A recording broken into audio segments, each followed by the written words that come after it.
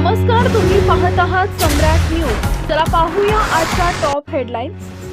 कोपरगावात एलसीबीची धडक कारवाई, अवैध गॅस रिफिलिंगचा पर्दाफाश, 2,42,000चा मुद्देमाल जप्त, शहरात खळबळ.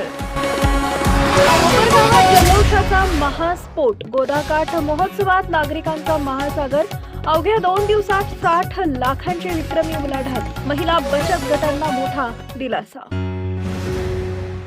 कोपरगावकरांनी शुरांचा वारसा जपावा, पानिपत रणसंग्राम दिनानिमित्त ऐतिहासिक व्याख्यानातून इतिहास संशोधक सुमित डेंगळेंचे आवाहन. गोदातीरच्या पौराणिक ऐतिहासिक वैभवाचा उलगडा, कोपरगावच्या शूरवीर परंपरेला उजाळा.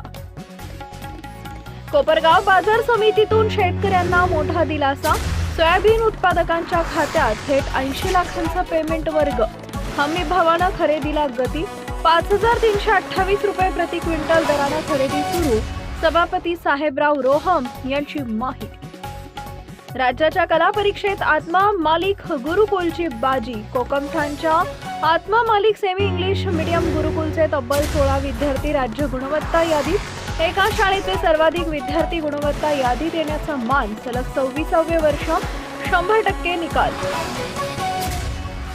सम्राट न्यूजसाठी मिलिंद विगे, कोपरगाव. महत्त्वाच्या आणि ताज्या घडामोडींचे हेडलाईन्स पाहण्यासाठी, अपडेट राहण्यासाठी सम्राट न्यूज चॅनलला सबस्क्राईब करा.